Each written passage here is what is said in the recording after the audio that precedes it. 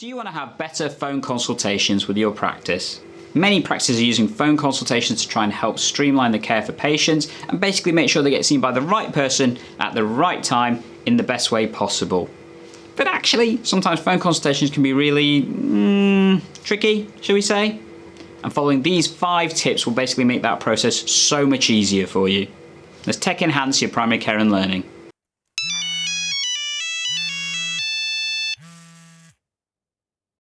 Many practices now offer phone consultations as one of the first routes into the practice to understand your health needs.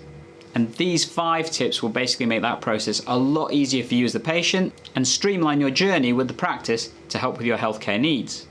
And do stick around for the end because you will get an extra bonus tip that you won't want to miss.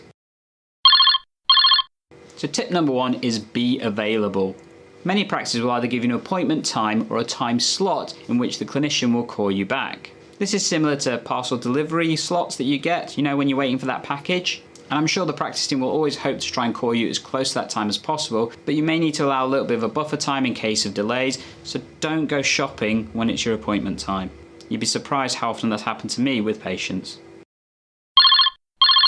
So for tip number 2, it's really important that you're somewhere safe, sensible, and preferably private for the consultation. It's important to be somewhere where other people can't hear you, preferably indoors because that prevents wind factor as well, and especially if you want to talk about private health issues. It's important to know that buses and shops aren't really private environments, and if you're not somewhere where you can talk easily, let the clinician know. They will try their best to accommodate you. If you are in the car, make sure you are either using hands-free equipment or preferably parking up. Safety first.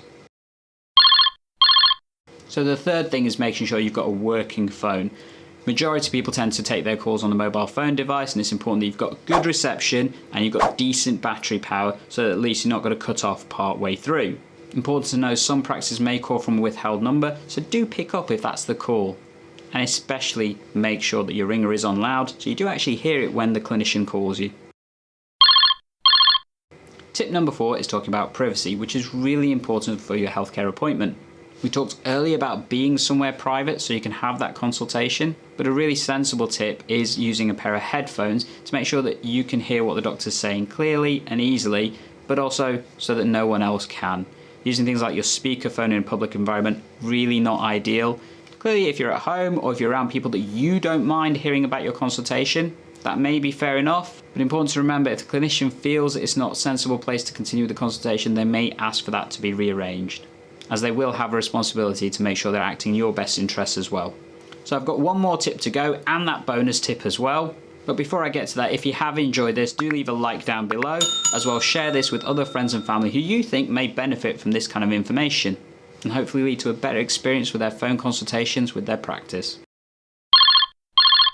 So you're starting your phone consultation with your clinician, whether that's your doctor, your nurse, or somebody else at the practice, and you want to make sure it goes smoothly.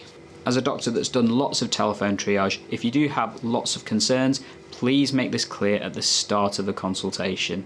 Your clinician will only have a certain allocated time to try and help you, and being aware of everything that they need to discuss with you at the start of the consultation will make the process so much easier and get the best use of your time as well. This does mean that that clinician can then also help guide you if further appointments may be needed and the best way to arrange them. So with many practices now offering remote consultations, it's really easy to share information in a two-way fashion. You may get various resources or pieces of information sent to you either through SMS text, email, apps, or other routes arranged by the practice. So when your appointment is finishing, just clarify with them how you're going to get that information.